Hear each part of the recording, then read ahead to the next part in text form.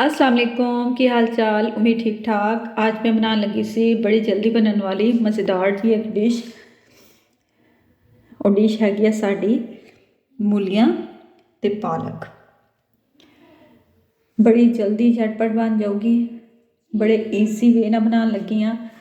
आ हैगा जी प्याज, 2 medium size के प्याज कट कर ले ते मैं कुकिंग ऑयल च पा ले ते हुण इन्हूं रखूंगी चूल्हे ते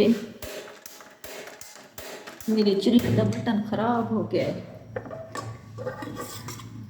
जिन्नी देर कुकिंग ऑयल गर्म होंदा ते मैं तुहानूं दसदी हाँ मेरे स्पाइसिस। टमाटर, अदरक, लसन, सब्ज़ मिर्चां, लाल मिर्चां, हल्दी ते नमक सारा कुछ इकट्ठा एक ही प्लेट च मैं पा लिया। मैनू भुल गया सी वीडियो बनाने दा, मैं कहा चलो बना ही लवां। बड़ा आसान तरीका। मूलियां नूं असीं धो के ते इस तरह कट लिया वा। आ देखो। उस बाद पालक में भी असी अच्छी तरह वाश कर लिया। पालक में 2 ਤੋਂ 3 बारी तो वो मिठी लगी होंगी आ। बाजार की पालक में खास तौर पर ये मेरी होममेड आ, मैं बाहरों कट के लैके आई थी। ते लो जी, साडा कुकिंग ऑयल तकरीबन गर्म हो गया। प्याज में बहुत ज़्यादा असी गोल्डन नहीं करांगे, बस हल्का जिहा नरम करांगे।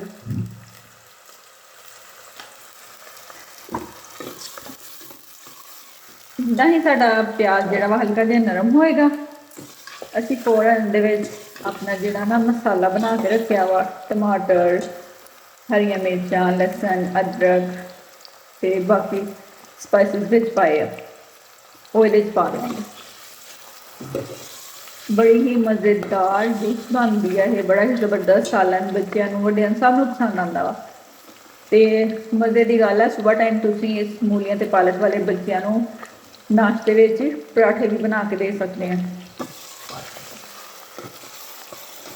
बड़ी ही आसानी नाल बनने वाली डिश वा, हर कोई बना सकता। अगर तो तुसीं अज तक यह डिश नहीं बनाई तो एक बारी जरूर ट्राई करियो। बड़ी ही जबरदस्त बनती है ते जिन्हां दे फेस दे उत्ते छाइयां दाग धब्बे खास तौर पर वो पालक का यूज थोड़ा जिहा ज़्यादा करन, क्योंकि पालक में फाइबर होंदी आ जिहड़ी साडी स्किन वास्ते, साडे हेयर्स वास्ते बहुत अच्छी होंदी है।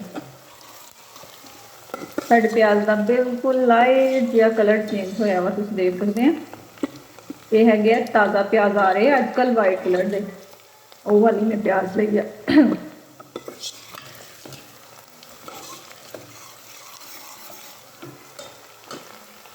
मेरा प्याज लाइट गोल्डन हो गया वा। हुण मैं इहदे विच अपने मसाले शामिल करन लगी हाँ सारे।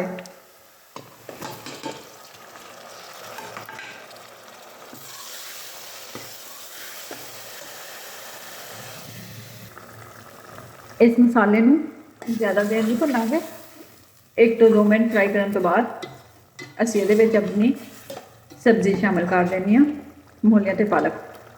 तुसीं देख सकते हैं माशाल्लाह कितना ज़बरदस्त मसाले का कलर है।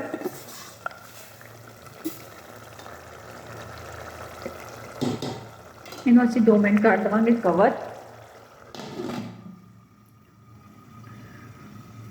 तकरीबन मसाले नूं पकदे हुए 2 मिनट हो गए थे ते हुण इहदे विच अपनी सब्जी शामिल करांगे।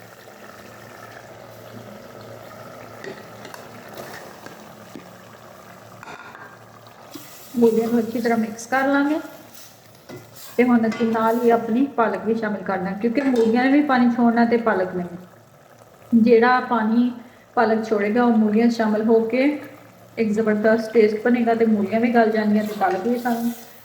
मूलियां पालक के विच ज़रा भी पानी पाने की जरूरत बिल्कुल नहीं पैंदी, ये कुदरती पानी नाल भरियां होंदियां वा ते इसीलिए इन्हां दा टेस्ट भी ज़बरदस्त बनदा वा, क्योंकि इन्हां विच सानूं दूसरा पानी नहीं पैना पैंदा, अपने पानी की पक जाना इन्हां ने माशाल्लाह बहुत अच्छियां। पालक भी पाती है, हुण असीं अच्छी तरह इनू मिक्स करांगे।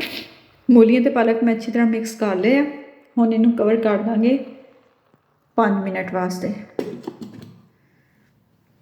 तो तुसीं देखोगे पालक ने पानी छोड़िया होएगा तो मिकदार च काफ़ी कम होया होएगा। पालक नूं पकदे हुए तकरीबन 5 मिनट हो गए हैं। हुण असीं देखते हैं इन्हें काफ़ी ज़्यादा पानी छोड़ता है। देख सकते हैं तुसीं, देखो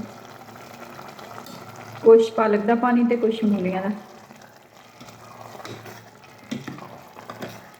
इनू मज़ीद 5 मिनट इसी तरह ढक्कन दे के पकावांगे ताकि मूलियां गल भी जान ते पानी भी थोड़ा खुश्क हो जाए।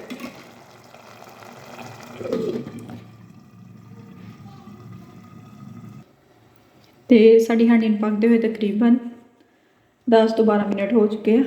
तो हम देखते हैं पानी भी साडा तकरीबन खुश्क हो ही गया वा।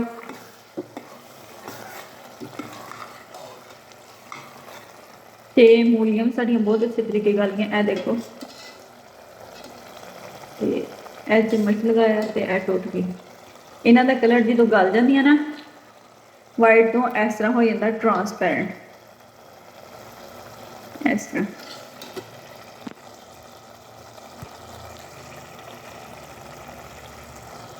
ये इस तरह देखो, जिस तरह ही पानी अच्छी तरह खुश्क हो जाएगा तो घ्यो ऊपर आ जाएगा। हले विच हल्का हल्का पानी है। यदि भुनाई काफ़ी अच्छी तरीके ना करनी पैंदी ताकि पानी मूलियां का पलक जिन्ना अच्छी तरह खुश्क होएगा, जिन्ना अच्छा इन्हों भुनिया होगा उन्ना ज़्यादा टेस्टी बनेगा यह सालन।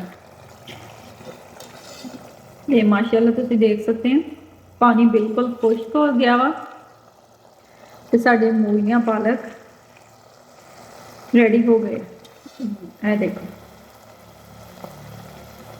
मेरी इस मज़ीद इसी तरह की वीडियोज़ देखने वास्ते मेरे चैनल को लाइक करना, शेयर करना तो अपनी फैमिली के फ्रेंड ज़रूर शेयर करना ना भूलियो। अपनी प्यारियां प्यारियां दुआवां को याद रखियो।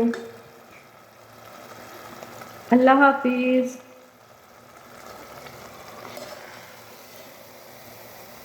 मेरी सब्ज़ी माशाल्लाह बिल्कुल रेडी हो गई है खाने लिए। फिर मैं चूल्हा कर देता बंद। अल्लाह हाफिज़।